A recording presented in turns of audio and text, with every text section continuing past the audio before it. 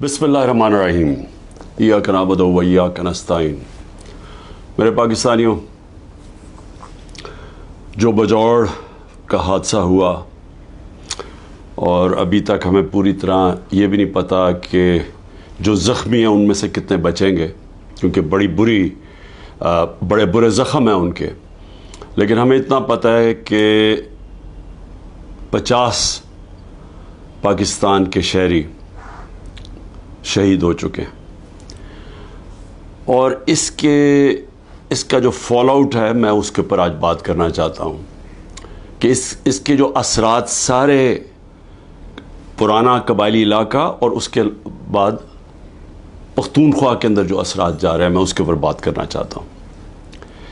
हमें यह पता चल गया है कि ये जो हमला हुआ था, ये जो बम धमाका, दहशतगर्दी जो हुई थी, ये आइसिल ने की थी, जो दाइश जिसे कहते हैं, ये टीटीपी ने नहीं की थी। और इसके ऊपर चंद दिन पहले अमेरिका का सदर जो बाइडेन ने कहा कि जो सबसे बेहतरीन तरीके से आइसिल का मुकाबला कर रहे हैं वो है तालिबान गवर्नमेंट।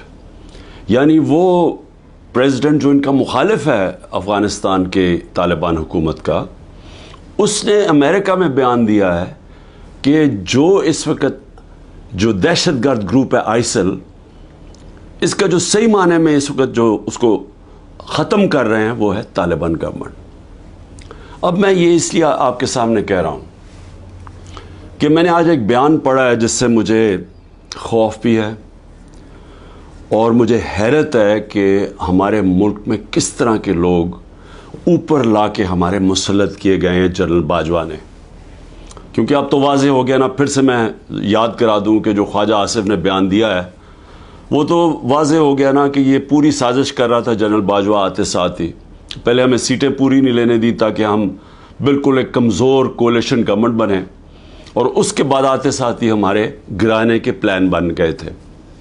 तो उसने इन्हीं को लेके आए, ये जो अब आपके सामने हुकूमत बैठी हुई है, जिसने पाकिस्तान का माशी कत्ल कर दिया है। आवाम से आज पूछें, तनख्वाहदार लोगों से पूछें कि अभी जो पेट्रोल और डीज़ल की कीमतें बढ़ाई हैं, सवाल इनसे पूछें कि हमारे दौर में तो तेल इंटरनेशनल मार्केट में $110 बैरल पे पहुंच गया था और अब वो $80 या उससे कम है। तो हम $150 लीटर पे दे रहे थे, तो आज ये हर वक्त जो कीमतें बढ़ती जा रही हैं 270 पे पहुंच गई हैं। क्या वजह है इसकी? तो ये तो अलग बात है, क्योंकि महंगाई इस वक्त लोगों को, ख़ास तौर पे बिजली के बिल, ये अब आम लोगों की पहुंच से बाहर हो गए हैं। लेकिन और इसका ज़िम्मेदार वो आदमी है जिसने साजिश करके एक गवर्नमेंट को गिराया और अपने ज़ाती मफादात के लिए, एक्सटेंशन के लिए इन लोगों को ऊपर लेके आया जो 30 साल से इस मुल्क को भी लूट रहे थे और उन्होंने इस मुल्क को उधर पहुंचाया कि बांग्लादेश भी आगे निकल गया। हिंदुस्तान इनके दौर में आगे निकला, उसके बाद बांग्लादेश भी पाकिस्तान से आगे निकल गया। तो मैं बजौड़ पे फिर आता हूं। सवाल यह है कि आज जो बिलावल की स्टेटमेंट आई है कि हम अफगानिस्तान के अंदर जाके भी दहशतगर्दों के पीछे उनके पीछे जा सकते हैं, हमला कर सकते हैं। कोई भी इस मुल्क में जो भी थोड़ा सा समझता है, ये जो सारा तारीख़ है इस खत्ते की, यानी खत्ते का मतलब अफ़गानिस्तान और पाकिस्तान के कबायली इलाके, वो इस तरह की अहमकाना स्टेटमेंट ना दे अगर उसे कुछ भी इल्म हो। क्योंकि एक अफ़गानिस्तान की वो हुकूमत आई जब अमेरिका वहाँ से गया अगस्त 2021 में, तो याद रखें कि वो पाकिस्तान की सबसे ज़्यादा प्रो अफ़गान हुकूमत थी, क्योंकि पाकिस्तान ने तालिबान और अमेरिका के बीच में डायलॉग करवाया।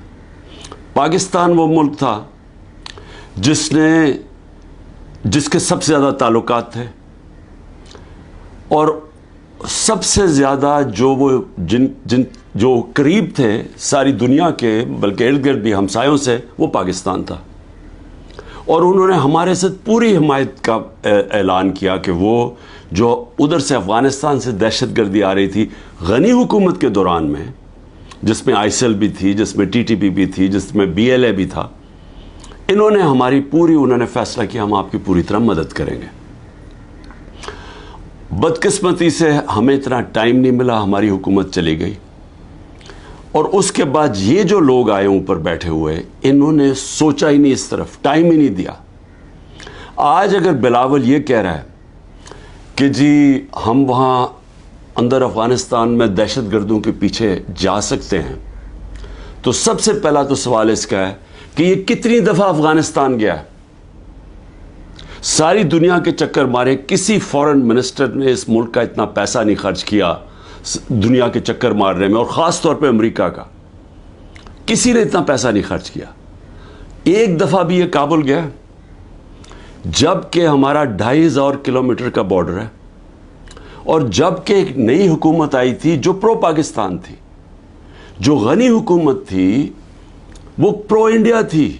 میں نے کانفرنسز کے اندر اس کو دیکھا جس طرح یہ ہاتھ باندھ کے کھڑا ہوتا تھا نریندر مودی کے سامنے، اور میں آخری کانفرنس جو تاشقند میں ہوئی تھی، جدھر ہندوستان بھی تھا اور ریپرزینٹیڈ، اور ادھر افغانستان بھی تھا، حالانکہ میں نے پوری کوشش کی ان سے اچھے تعلقات کرنے کی، میں گیا بھی کابل پریزیڈنٹ غنی سے بات چیت کرنے کے لیے، ان کو احساس دلوانے کے لیے کہ ہم تو جو بھی حکومت ہوگی افغانستان، ہم نے ان سے اچھے تعلقات رکھنے۔ اس کو پاکستان بھی بلایا، اس کے باوجود اس نے سب کے سامنے کھڑے ہو کے کہا کہ پاکستان نے 10,000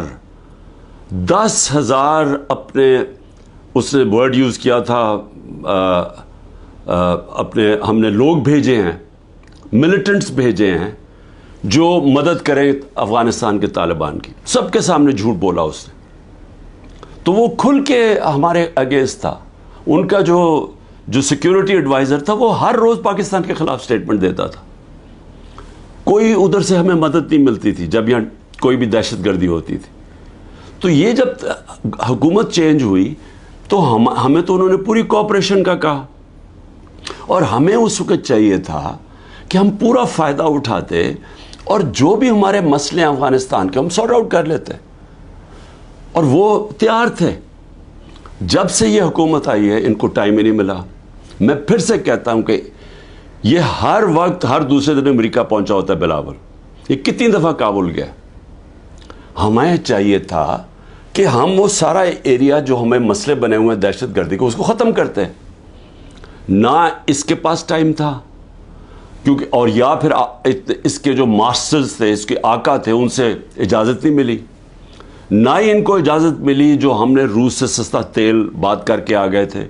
صدر پوٹن نے ہمیں کہہ دیا تھا، میٹنگ ہو گئی تھی پاکستان کے انرجی منسٹر اور ان کے انرجی منسٹر کی، لیکن ان کے ڈر سے، اپنے آقاؤں کے ڈر سے، نہ یہ روس سے تیل لیا ہم نے، جبکہ تیل کی قیمت $110 پہ پہنچی ہوئی تھی، اور ہندوستان نے 40% کنسیشن کے اوپر روس سے تیل لیا، جبکہ وہ امریکہ کا ایلائی ہے، ان کی اسٹریٹجک پارٹنرشپ کے اندر ہے، اور نہ ہی ان سے، ان کے ڈر سے نہ یہ وہاں گیا۔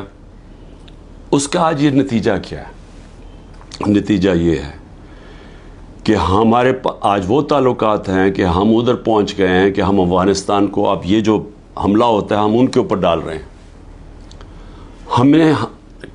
ہم نے صحیح معنی میں کوشش کی نہیں اس وقت کہ ہم یہ اب جو ٹرانزیشن ہے اس کا فائدہ اٹھاتے ہوئے، ایک وہ حکومت جو ہمارے خلاف نہیں ہے، ہم اس کا فائدہ اٹھاتے ہوئے اپنے یہ مسئلہ حل کر دیتے، اور میں آپ کو یقین دلاتا ہوں کہ یہ مسئلہ حل ہو سکتا تھا۔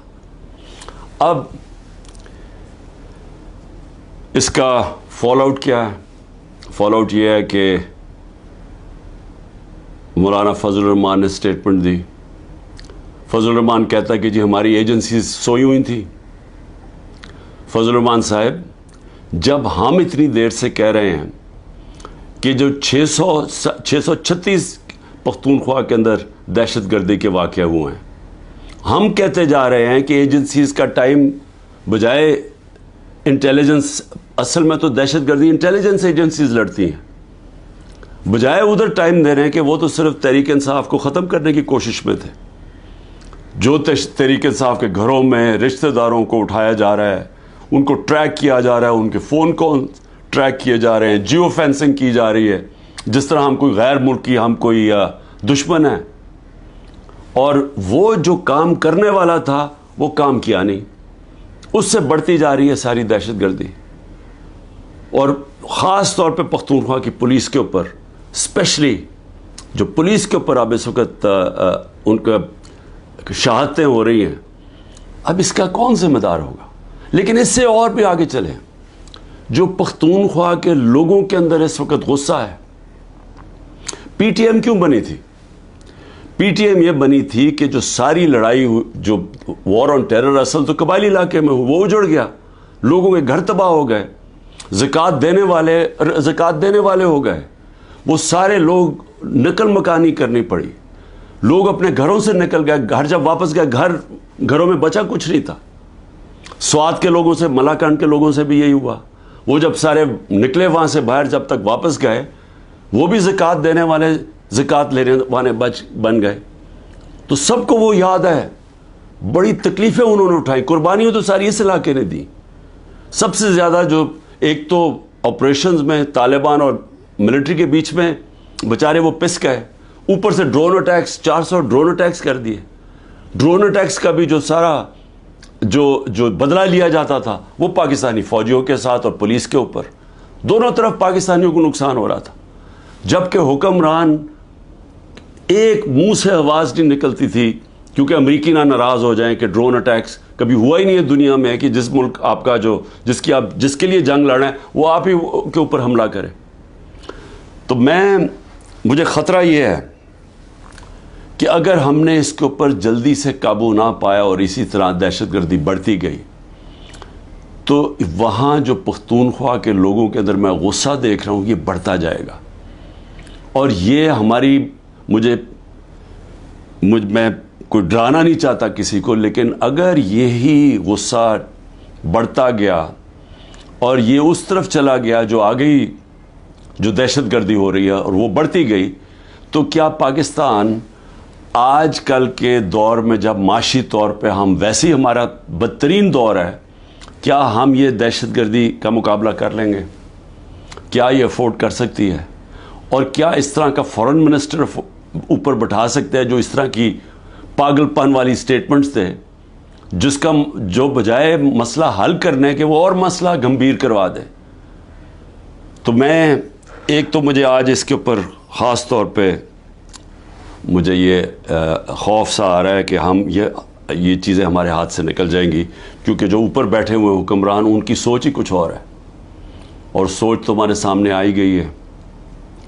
ایک تو آج شہباز شریف نے ایک اور الیکشن سے بھاگنے کے لیے ایک اور سینسس کا شوشہ چھوڑ دیا. بھئی مجھے یہ بتائیں کہ جب سے آپ آئے ہیں 15 مہینے پہلے, تو کیا تب آپ کو نہیں پتا تھا کہ الیکشن اکتوبر کے اندر ہونی ہے, نیشنل الیکشن, آپ کی ٹرم ختم ہونی ہے؟ تب آپ کو نہیں پتا تھا کہ یہ جو سینسس جو بھی ہم نے کرنا اس سے پہلے کریں؟ یہ ایک اور الیکشن بھاگنے کا انہوں نے راستہ نکال لیا. دوسرا, دونوں پختونخوا کے اندر اور پنجاب میں غیر آئینی حکومتیں چل رہی ہیں, کیئر ٹیکر. پہلے تو وہ کیئر ٹیکر ہے ہی نہیں, کیئر ٹیکر تو نیوٹرل ہوتی ہے, وہ تو انہوں نے اپنی یہ ایک نون لیگ چلا رہی ہے پنجاب, اور دوسرا وہ فضل الرحمان اور وہ ANP چلا رہی ہیں پختونخوا. یہ تو کیئر ٹیکر ہے ہی نہیں. اور ان دونوں صوبوں کے لوگ جو 70% پاکستانی ہیں, وہاں غیر آئینی لوگ بیٹھے ہوئے ہیں جن کی کوئی قانونی حیثیت نہیں ہے. اب یہ کوشش کر رہے ہیں کہ مزید اور یہ اوپر بیٹھے رہیں, اور یہ ایک شوشہ اس کا, اور یہ کہ جناب ہم سینسس کروانا چاہتے ہیں, سیکیورٹی کا بھی شوشہ بنا لیں گے. پنجاب کی 14 مئی کی الیکشن انہوں نے اس لیے نہیں کروائی, ہمارے پاس پیسے نہیں ہیں جی. پیسے MNAs کو رشوت دینے کے لیے بہت پیسے ہیں, لیکن ہمارے لیے پیسے نہیں ہیں الیکشن کروانے کے لیے. 20 ارب روپیہ نہیں تھا. اور اب جو مجھے نظر آ رہا ہے, یہ پھر کوشش کریں گے کہ کسی نہ کسی طرح اس سے نکلیں, اور لوگوں کو پھر یہ جو رد عمل آنا ہے اس کے لیے یہ تیاری کر رہے ہیں. کیونکہ ظاہر ہے ایک اگر لوگ بیچارے الیکشن کی انتظار کر رہے ہیں نا کہ ہمیں جو انہوں نے لوگوں کا معاشی قتل کیا ہے، یعنی ایسے معاشی حالات عوام کے اوپر تو آئے نہیں ہیں. سارے جو معاشی انڈیکیٹرز ہیں وہ پاکستان کی تاریخ کے سب سے برے ہیں. بے روزگاری لے لو، انڈسٹری بند ہو رہی ہے. گروتھ ریٹ جب نیچے آتی ہے، مطلب جب آپ کی دولت میں اضافہ جو 6.1% سے اب جو 0 پہ آئی ہے، تو اس کا مطلب بے روزگاری تو بڑھنی ہے، دولت کم ہو رہی ہے ملک کی. اور اس کے علاوہ مہنگائی جس سطح پہ پہنچ گئی ہے، تو لوگوں کے حالات تو سب کو پتہ ہے. اب لوگ الیکشن کا انتظار کر رہے ہیں. انہوں نے اب کیا کیا ہے؟ اب 2 قانون لے کے آ رہے ہیں.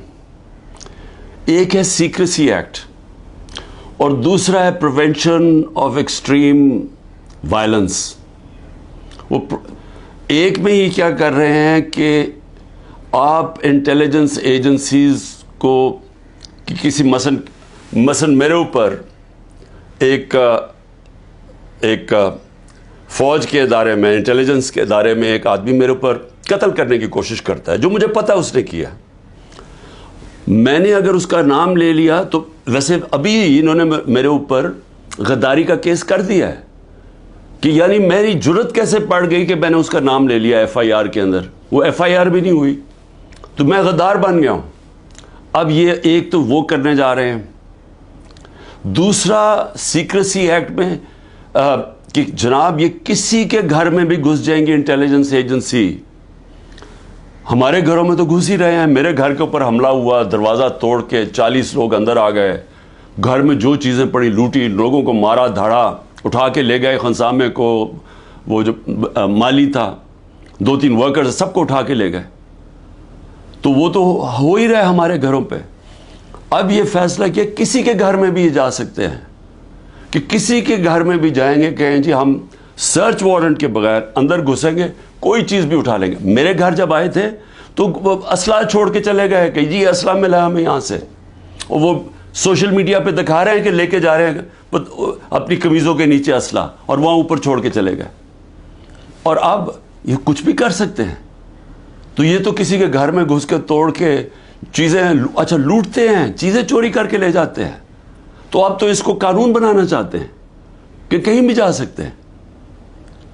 تو یہ جو جس طرف اب یہ لے کے جا رہے ہیں ملک کو، تو یہ تو سیدھی کہہ دیں کہ جی آپ ہمارے غلام ہیں، ہم آئے ہیں اوپر آپ کے اوپر بیٹھنے آئے، آپ ہمارے غلام ہیں.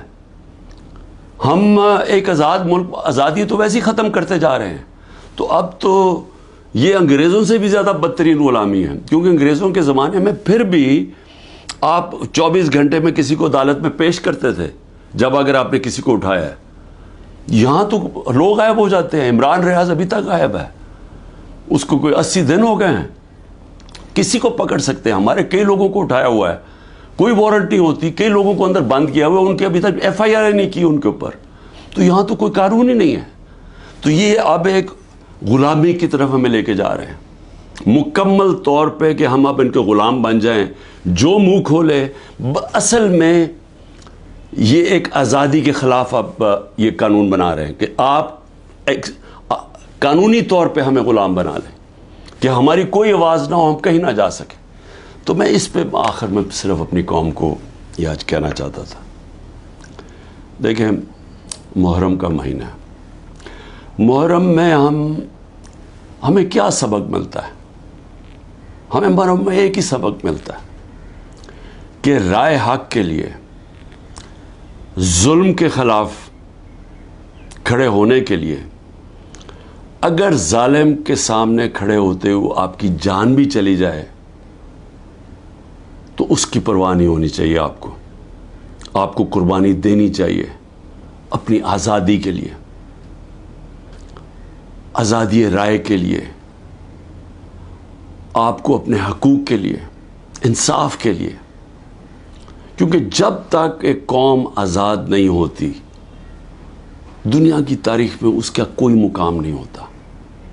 وہ میں بار بار آپ کو مولانا رومی کا وہ جو ان کی ایک کہات ہے کہ جب اللہ نے آپ کو پر دیے تو کیوں چونٹیوں کی طرح زمین پہ رینگ رہے ہو. غلام زمین پہ رینگتے ہیں، ان کی کوئی حیثیت نہیں ہوتی.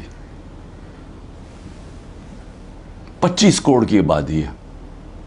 आज मुझे बताएं हमारी क्या हैसियत रह गई है। वो जाके बिलावल भुट्टो कितनी दफ़ा अमेरिका गया है, पता नहीं कितने हमारे डॉलर खर्च किए उसने वहाँ। और जब नरेंद्र मोदी वहाँ गया तो उसको ऐसा उन्होंने जिस तरह का इस्तकबाल दिया। और उसके बाद बायलैटरल टॉक थी उन दोनों के बीच में, अमेरिका और इंडिया। पाकिस्तान को उन्होंने दहशतगर्द बना दिया कि जी धमकी दी कि दहशतगर्दी बंद करो। ये हैसियत रह गई है। हिंदुस्तान जाता है बिलावल भुट्टो, जो उनका फॉरेन मिनिस्टर इसको जलील करता है। मैंने कभी किसी कॉन्फ्रेंस में एक होस्ट मुल्क जो होस्ट कर रहा है, मैंने कभी नहीं देखा इस तरह की जिल्लत। तो क्या हैसियत रह गई है कि ये हमारी हैसियत है, क्योंकि गुलामों की क्या हैसियत है। तो मैं आज आप सबको ये आज पैगाम देना चाहता हूँ कि मेरे नबी सल्लल्लाहु अलैहि वसल्लम के नवासे ने राय हक के लिए एक जालिम के सामने अपनी कुर्बानी देने के लिए वो तैयार हो गए, लेकिन जुल्म के सामने झुकने से उन्होंने मना किया। उन्होंने कहा मैं इससे बेहतर है, और मैं कहता हूँ कि ग़ुलामी से बेहतर है मौत। और सदियों तक हर वक्त जब मुसलमान जुल्म के सामने खड़ा होता था तो उनको याद आता था कि हमारे नबी सल्लल्लाहु अलैहि वसल्लम के नवासे ने जालिम के सामने सर नहीं झुकाया, सर कटवा लिया। ये मैं आपको एक जो बरतानिया की तारीख़ है उसमें से एक वाक़या बता दूं। बरतानिया का एक हेनरी उसका नाम था, जो उनका बादशाह था, उसके बड़ी करीब दोस्ती थी एक जज था सैमुअल बेकेट। वो जो जज था उसको वो बना देता है चीफ जस्टिस बना देता है। एक केस चाहता है कि बादशाह के ये तुम मेरे लिए फैसला करो। उसका अपना दोस्त जो उनका जो चीफ जस्टिस होता है वो खड़ा हो जाता है, कहता है नहीं ये नाइंसाफ़ी है। वो उसको धमकियां देता है, डराता है, धमकाता है, दोस्ती जताता है। सैमुअल बेकेट कहता है मैं नाइंसाफ़ी नहीं कर सकता। आखिर में उसको फांसी दिलवा देता है। वो पीछे नहीं हटता, मरने के लिए तैयार हो जाता। बरतानिया के जज सारा जस्टिस सिस्टम याद रखता है उस आदमी को। सदियों तक जब भी जज खड़ा होता था तो उसके भी जहन में आता था कि सैमुअल बेकेट था। पाकिस्तान में जजेस देखे, हमारे जजेस जस्टिस कॉर्नेलियस मुसलमान तो नहीं थे। सब जुडिशरी उनको याद करती है, रिस्पेक्ट करती है। सबको पता था कि इंसाफ के लिए खड़े होते हैं। आज भी वही दिन है। हमारे जजेस के बीच में नज़र आ रहा है कि एक दो जजेस खड़े हो गए हैं इस जुल्म के निज़ाम पे, धमकियों के बावजूद वो खड़े हो गए कि लोगों के इंसानी हकूक़ के लिए। और वो लोग याद कर रहे हैं उनको, घरों में उनकी बात हो रही है। मैं आज अपनी जुडिशरी को कहना चाहता हूँ कि ये मुल्क को बिल्कुल ग़ुलामी से बचाने के लिए आप रोक सकते हैं। हम तो खड़े हैं। मैं तो आपको ये वाज़ेह कर दूं कि मैं जब तक ज़िंदा हूँ मैंने तो इसे कबूल नहीं करना कभी, इस जुल्म को, ना इस ग़ुलामी को। लेकिन मैं अपनी जुडिशरी से कहता हूँ कि ये वक्त है, आप में से वो लोग हैं जो एक वक्त याद रखेंगे, जो नाम होगा कि जी वो देखें वो आदमी जब ये मुल्क को ग़ुलामी की तरफ लेके जा रहे थे, मिलिट्री कोर्ट्स की तरफ लेके जा रहे थे, कि जिन लोगों के घरों में घुस के औरतों को, बच्चों को उठा के ले जाते हैं, घर लूट लेते हैं, रिश्तेदारों को। कलेक्टिव पनिशमेंट सिर्फ इसराइल देता है फ़लस्तीनियों के ख़िलाफ़। मकबूजा कश्मीर में कश्मीरियों के ख़िलाफ़ देते हैं। FCR जो थी, जब अंग्रेज़ हुक्मरान था, वो देता था कबायली इलाके के लोगों को कलेक्टिव पनिशमेंट कि एक फ़र्द अगर नहीं है तो उसके रिश्तेदार पकड़ के ले जा जाते थे। लेकिन आज़ाद माशरों में कोई कलेक्टिव पनिशमेंट नहीं होती। और ये हमारे यहाँ खुलेआम हो रही है। बच्चों को उठा के ले जाते हैं, रिश्तेदारों को ले जाते हैं। तो मैं अपनी जुडिशरी को कहता हूँ कि देखें, ये सारी कौम आपकी तरफ देख रही है, جو آپ میں سے سٹینڈ لیتا جاتا ہے، انصاف کے لیے کھڑا ہوتا ہے، لوگوں کی آزادی کے لیے، لوگ اس کو ہمیشہ یاد رکھیں گے. لیکن ان کو بھی دیکھ رہے ہیں، جو وہ کہتے ہیں نا، وہ طفل کیا کرے گا جو گھٹنوں کے بل چلے، جو پہلے ہی سے گرے ہوئے ہیں، طاقت کے سامنے سر جھکا کے بیٹھے ہوئے ہیں، ان کو بھی، ان ججز کو بھی لوگ دیکھ رہے ہیں، ان صحافیوں کو لوگ دیکھ رہے ہیں. ارشد شریف ہمیشہ یاد رہے گا اس قوم کو کہ اس نے بجائے یہ کہ اپنے ضمیر کا سودا کرے، وہ ملک چھوڑ کے چلا گیا اور وہاں اس کو شہید کیا گیا. 4 آج ہمارے بڑے بڑے صحافی ملک سے باہر بیٹھے ہوئے ہیں، بجائے یہ کہ وہ اپنے ضمیر کا سودا کریں. اور یہاں ایسے لوگ ہیں جن کو انہوں نے جیلوں میں ڈالا ہے، غلام حسین، اوریا مقبول جان، سمیع ابراہیم، ایاز امیر. یہ لوگ ان کو یاد رکھیں گے کہ انہوں نے ضمیر کا سودا نہیں کیا، یہ کھڑے ہوئے رائے حق پہ لیے. اور یہی ہوتا ہے فرق انسانوں میں. یہ ہے سارے اللہ کے نبی انصاف کے لیے سٹینڈ لیے، انہوں نے مشکلیں برداشت کی. ہمارے نبی صلی اللہ علیہ وسلم کتنی مشکلیں برداشت کی انہوں نے مکہ میں، جب ان کی آزادی رائے لی گئے کہ ایک خدا ہے. کتنی مشکلیں انہوں نے اٹھائیں. لیکن ہم ہمیشہ ان کو، اور ہمیں اللہ کہتا ہے ان کے راستے پہ چلو، اور ہم یہاں ظلم کے سامنے گھٹنے ٹیک کے بیٹھے ہوئے ہیں اور دیکھ رہے ہیں تماشا کہ سارا ملک کا اوپر گند اوپر بٹھا دیا، اور ہمیں کہہ رہے ہیں کہ جی اگر آپ منہ کھولیں گے تو آپ کے گھر توڑ دیں گے، آپ کو جیلوں میں ڈال دیں گے، آپ کو ملٹری کورٹس میں ٹرائی کریں گے، اور ہم ہمیں ڈرا کے جناب کے بھیڑ بکریوں کی طرح ہمیں رکھنا چاہتے ہیں. یہ ہے وقت سٹینڈ لینے کا. اور میں سب سے زیادہ آخر میں اپنی پارٹی کا، کہ میری پارٹی کا یہ مشکل وقت جو آیا، ایک طرح میں اللہ کا شکر کرتا ہوں کہ مجھے پہلی دفعہ نظر آیا اپنے لوگوں کا کہ کون کتنے پانی میں تھا، کس کا کتنا نظریہ تھا، کون اپرچونسٹ تھے، اور جن کو میں بالکل نہیں سمجھ رہا تھا کہ وہ ایسے سٹینڈ لینے کے قابل ہیں، کھڑے ہو گئے. وہ مشکل وقت کے سامنے کھڑے ہو گئے. میری نہیں، وہ نیچرل لیڈرز بن رہے ہیں اب. اور انشاءاللہ اس پارٹی میں الیکشن کرواؤں گا پہلے موقع پہ. نیشنل لیڈرشپ، نیچرل ہماری پولیٹیکل لیڈرشپ نکلے گی، اور یہ ہوگی انشاءاللہ وہ اصل تحریک انصاف جو اس ملک کے اندر، جو 27 سال پہلے میں نکلا تھا، انصاف کا، عدل اور انصاف اس ملک میں سب سے پہلے قائم کریں گے، پھر یہ ملک خوشحال ہوگا. وہ انشاءاللہ وہ لیڈرشپ نکل رہی ہے. پاکستان زندہ باد.